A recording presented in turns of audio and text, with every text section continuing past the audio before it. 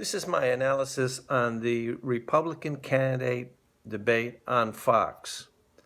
First of all, as I've mentioned before, this is not really a debate, it's a joint press conference.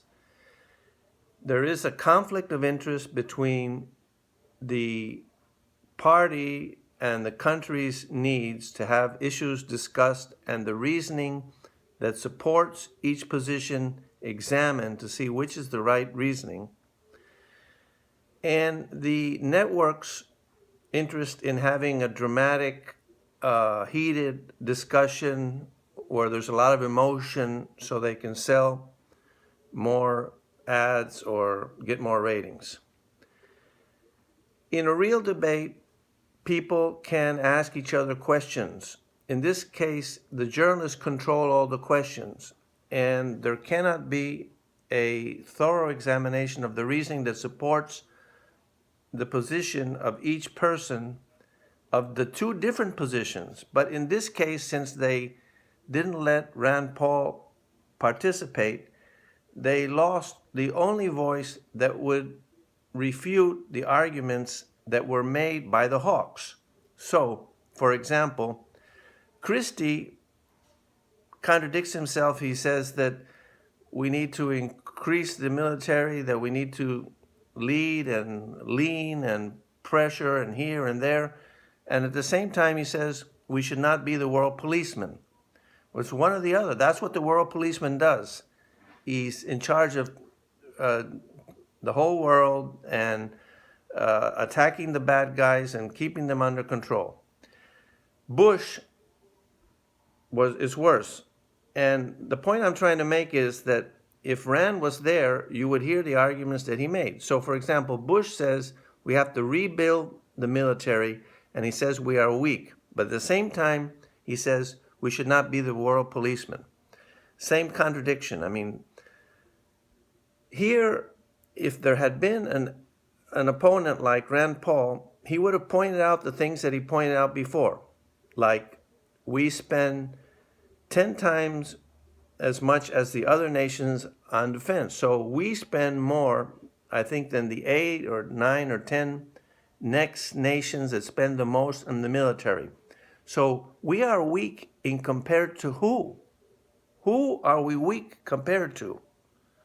So this statement by Jeb Bush doesn't make any sense. Now, if you had somebody like Rand Paul there, you could at least hear a quick summary of the counter argument where he explains what happens when we intervene and how it backfires, the consequences of previous interventions in Iraq, in Libya, etc.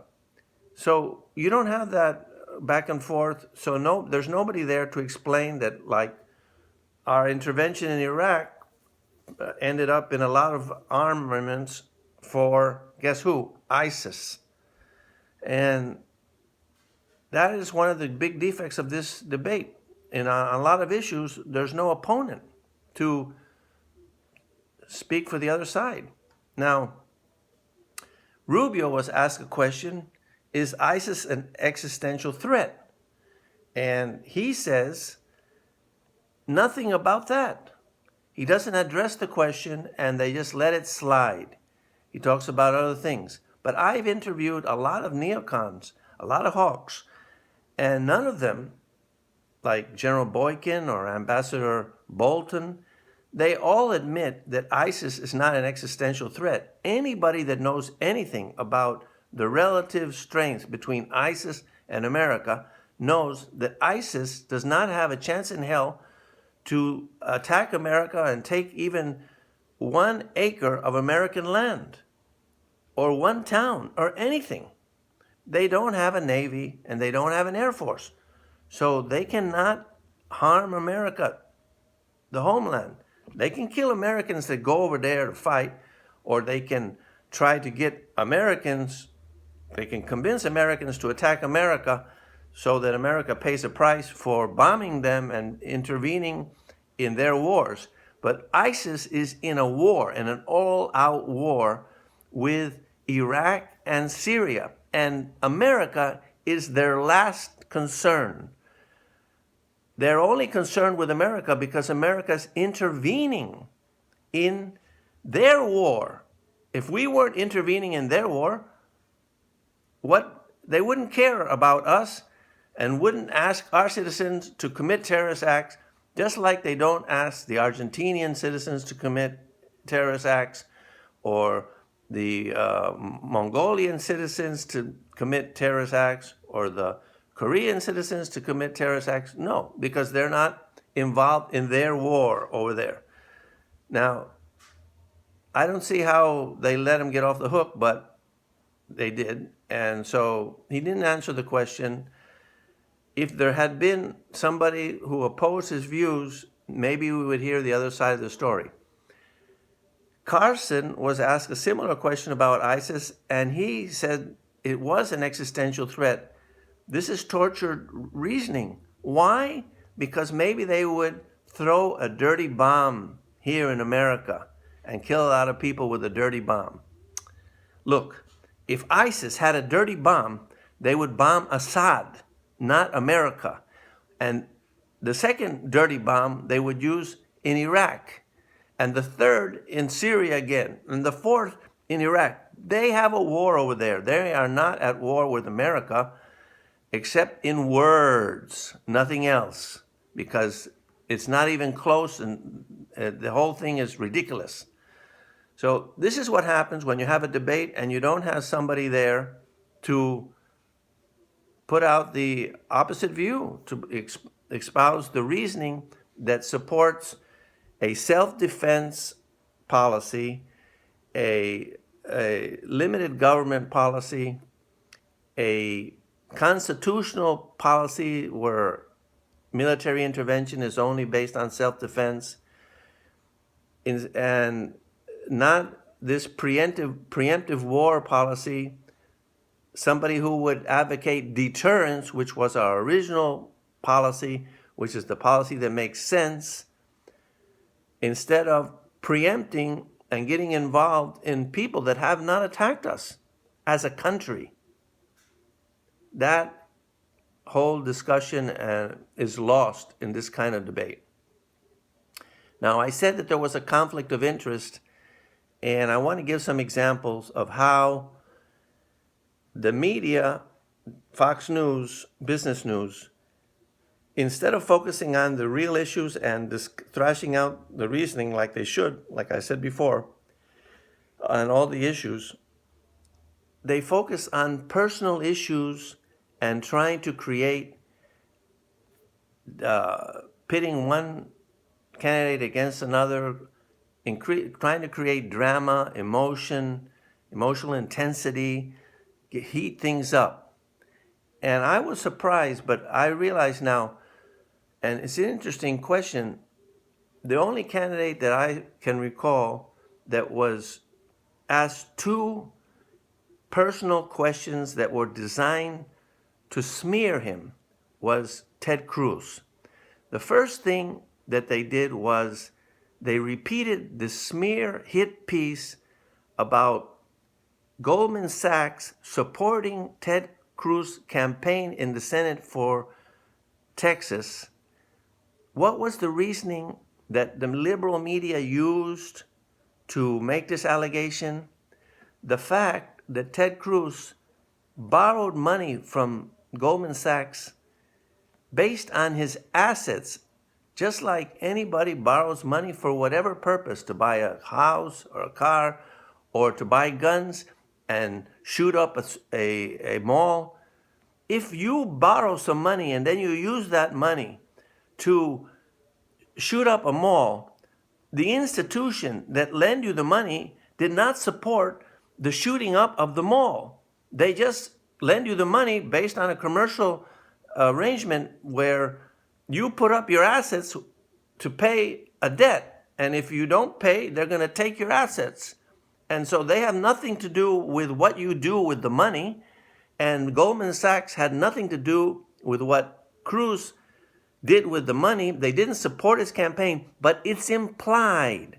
What they did in that hit piece on CNN and other places in the New York Times is imply that the bigwigs in Goldman Sachs were supporting Ted Cruz, when in fact the opposite is exactly the truth. They did not support him.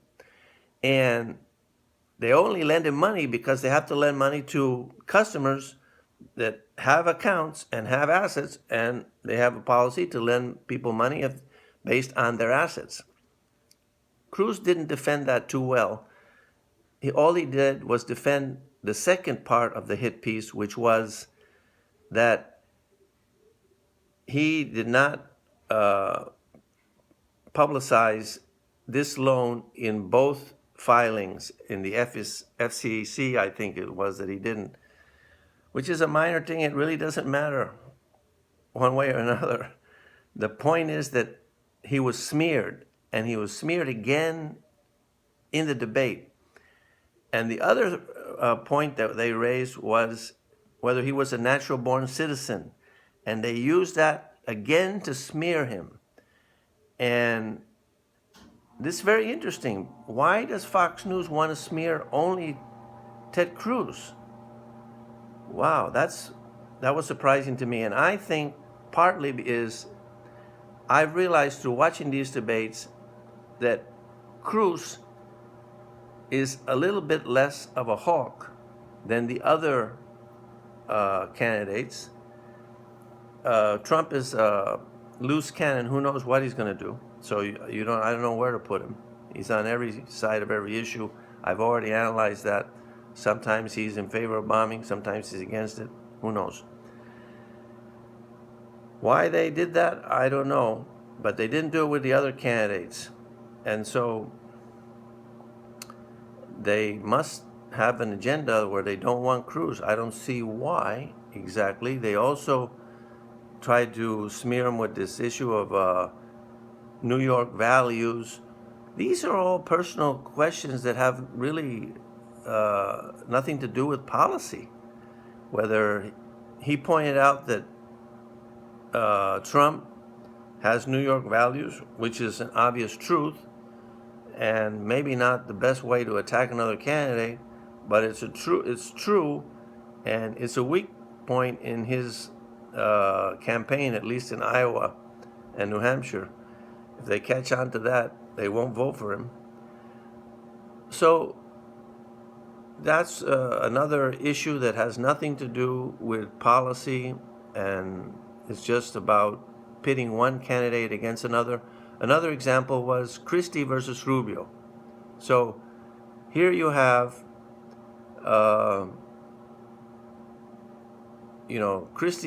Rubio made an attack ad, and then Christie responded. I thought he responded pretty well. But focusing on these attack ads is not going to get to the bottom of what is the right policy to follow. They also focused on Nikki Haley's statement that we shouldn't follow the angry voices, and Trump admitted to being angry, and he just claimed, well, I'm angry with good reason. So he didn't back away from that. But that really, whether Trump is angry or not angry, that is not a public policy. And why that should be part of the debate, I don't know. Anyway, that's my 2 cents. Give me your comments and let me know what you think. And I'm expecting to hear from you. Bye.